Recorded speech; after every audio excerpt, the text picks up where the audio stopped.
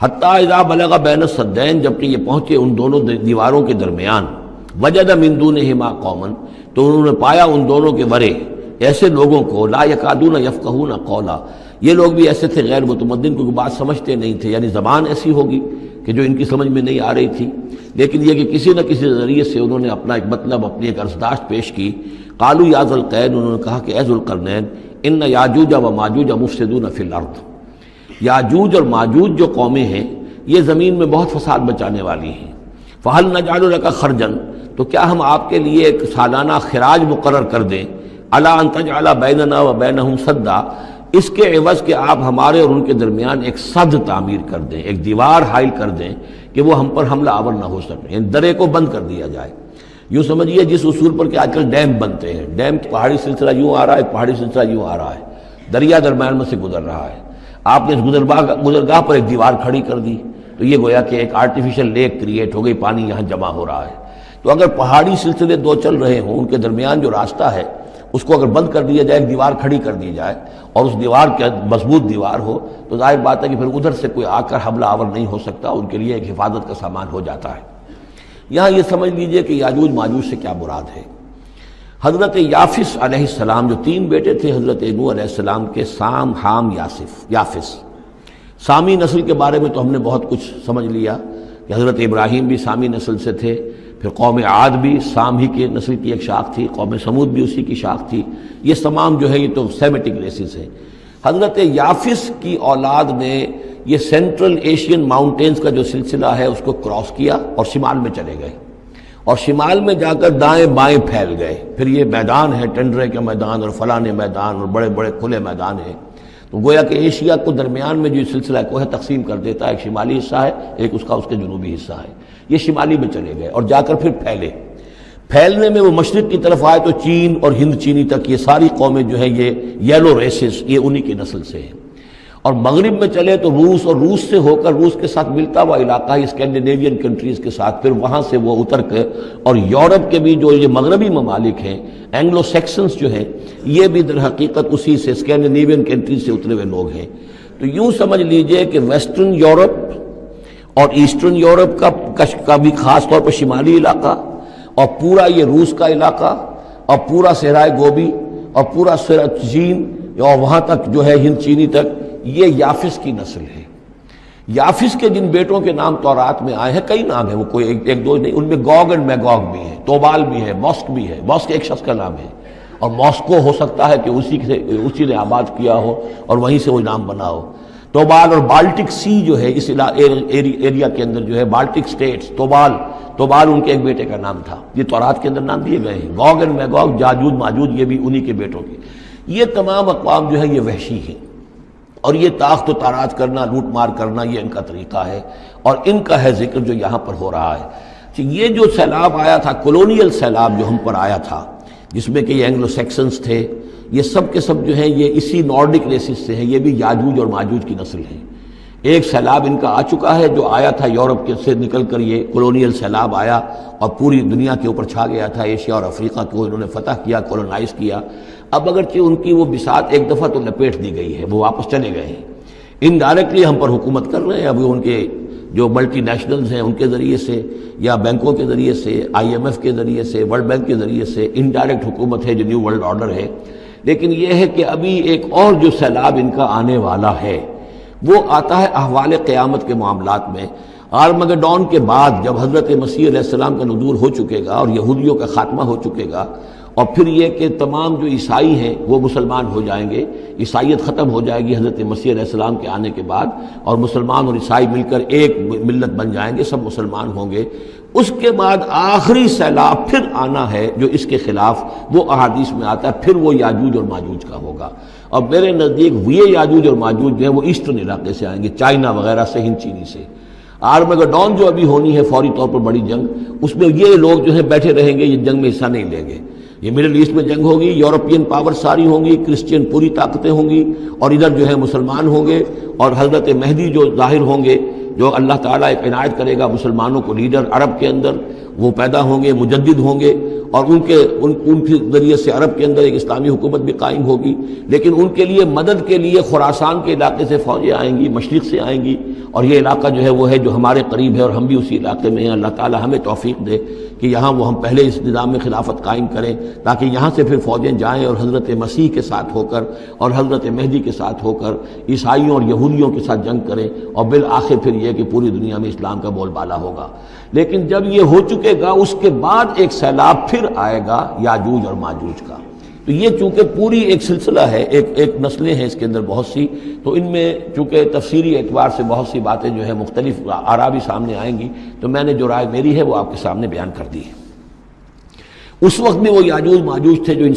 شمالی دروں سے آ کر حملے کرتے تھے۔ قالوا یا ذا القرنین ان یاجوج و ماجوج مفسدون فی الارض، وہ جو میں نے عرض کیا ہے کہ قیامت کے قریب بھی معاملہ ہوگا، یہ سورہ انبیاء کی آیات 97-98 ہیں۔ حتی اذا فتحت یاجوج و ماجوج وهم من کل حدب ینسلون واقترب الوعد الحق فاذا هی شاخصۃ ابصار الذین کفروا۔ اب زیادہ دور نہیں، ہم سورہ انبیاء بھی قریب ہی آ رہی ہے، انشاءاللہ وہاں اس کو ہم پڑھیں گے۔ تو دو جگہ قرآن مجید میں یاجوج اور ماجوج کا ذکر ہے، ایک یہ جو قریب قیامت میں ان کا جو ظہور ہونے والا ہے، ایک اس وقت کا معاملہ یہ چھوٹا سا تھا کہ جو ذوالقرنین کے سامنے آیا ہے۔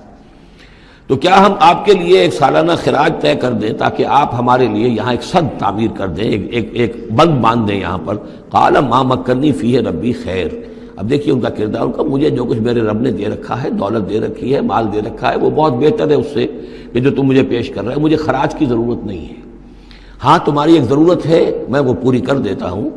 فاعینونی بقوت، مجھے مین پاور فراہم کرو، باقی ساری سامان جو ہے میں فراہم کر لوں گا، لیکن بہرحال اس کو بنانے کے لیے، دیوار بنانے کے لیے اور دونوں پہاڑوں کے درمیان اتنی بڑی جو سد تعمیر کرنے کے لیے جو مین پاور چاہیے، اعینونی بقوت، تو محنت کے ذریعے سے، مین پاور کے ذریعے سے میری مدد کرو۔ اجعل بینکم و بینہم ردما، میں ان کے اور تمہارے درمیان ایک موٹی دیوار بنا دوں گا۔ آتونی زبر الحدید، لاؤ میرے پاس تختے لوہے کے۔ حتی اذا ساوا بین الصدفین، یہاں تک کہ جب دونوں جو اونچانے تھیں اس کے درمیان کا پورا علاقہ پر ہو گیا، بھر گیا، وہ لوہے کے تختے جو ہیں اس کے اندر بھرے جا رہے ہیں۔ حتی اذا ساوا، برابر کر دیا دونوں پھانکوں تک پہاڑ کی، قال انفخوا، اب ان کا کہ آگ جلاؤ اس کے نیچے، وہ دہکا دی بھٹی جس سے کہ اب وہ لوہا گرم ہوا اور لوہے کی تختے جو ہیں وہ گرم ہو گئے۔ حتی اذا جعلہ نارا، جبکہ وہ سارے کے سارے لوہے کے جو تپ گئے خود اور سرخ ہو گئے۔ قال آتونی افرغ علیہ قطرہ، تو کہا لاؤ میرے پاس پگھلا ہوا تانبا کہ میں اس کے اوپر انڈھیل دوں۔ تو اس طریقے سے گرین فورس کنکریٹ سے بھی 10 گنا سمجھیے مضبوط شے انہوں نے بنا دی کہ اس میں لوہا اور پھر لوہا سیسا یا تانبا پلایا ہوا، تو اس طریقے سے ایک بڑی مضبوط دیوار قائم کر دی۔ اس دیوار کے جو آثار اب بھی موجود ہیں، دیوار تو موجود نہیں ہے، یہ داریال اور دربند کے درمیان یہ کشادہ راستہ ہے اب بھی، یہ ویسٹ کوسٹ جو ہے کیسپین کا، اس کے ساتھ اس کی لمبائی 50 میل اور اس کی اونچائی 29 فٹ اور 10 فٹ چوڑی یہ دیوار تھی جو اس وقت بنی ہے۔ یعنی جس طریقے سے کہ بنتے ہیں بڑے بڑے بند، ان سے بھی بڑی یہ تھی سد تعبیر کی گئی۔ السد العالی کہلاتا ہے اسوان ڈیم جو ہے، جو مصریوں نے بنایا تھا، بہت بڑا ڈیم، السد العالی، اونچی دیوار۔ تو ہمارے ہاں یہ تربیلا اور منگلا یہ سب کیا ہے، یہ اسی طرح کے ڈیم ہیں کہ پہاڑی سلسلے آ رہے ہیں، دریا جا رہا تھا، وہاں آپ نے دیوار کھڑی کر دی، پانی رک گیا اور وہ جھیل بن گئی۔ فَمَسْتَعُوا يَظْهَرُوهُ، تو انہوں نے کہا کہ اب یہ لوگ نہ تو یہ اس کے اوپر سے آ سکیں گے، اس کو نہ چڑھ سکیں گے، وَمَسْتَطَاعُوا لَهُ نَقْبًا، نہ اس میں کوئی سوراخ لگا سکیں گے، نقب لگا سکیں گے۔ قَالَ هَذَا رَحْمَةٌ مِّن رَّبِّي، یہ سب اتنا بڑا کارنامہ کر کے بھی انہوں نے کہا یہ سب رحمت ہے میرے رب کی طرف سے، میرا کوئی کمال نہیں،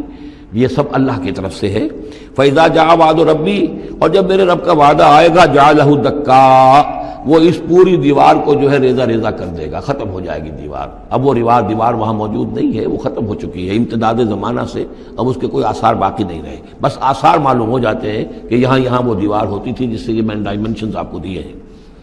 وَكَانَ وَعْدُ رَبِّي حَقًّا، اور میرے رب کا وعدہ جو ہے وہ حق ہے، سچ ہے، پورا ہو کر رہے گا۔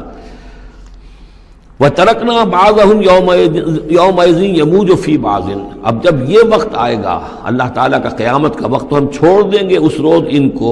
یہ ایک دوسرے میں گتھم گتھا ہو جائیں گے۔ یہ جو کچھ ہونے والا قرب قیامت سے پہلے، جس قسم کے لشکر آنے ہیں اور جیسی جنگیں ہونی ہیں اور یہ جو یاجوج ماجوج جب آئیں گے تو آتا ہے احادیث کے اندر کہ پورے دریا اور پورے سمندر پی جائیں گے، ہر چیز کھا جائیں گے، اور یہ معلوم ہوتا ہے کہ چینیوں کے ہاں تو خاص طور پر سانپ بچھو جو شے ہو، کتا بلی، ہر شے چٹ کر جاتے، کوئی شے نہیں چھوڑتے۔ اور میں سمجھتا ہوں کہ شاید آدم خور بھی ہو یہ کہ کسی وقت میں جب ان کو ضرورت پڑے تو آدمی کو بھی کھا جائیں، جو کتے کو، بلی کو، سانپ کو، بچھو کو، ہر چیز کو کھا جاتے۔ تو ان لوگوں کا معاملہ جو ہے واقعتاً یہ جب ابھی تو ذرا رکے ہوئے ہیں، کنٹینڈ ہے ایک طرح سے، لیکن ایک وقت میں ان کا بند کھلے گا۔ اور چونکہ پھر یہ جو ہے تمام چاروں طرف ان کے پہاڑ ہیں،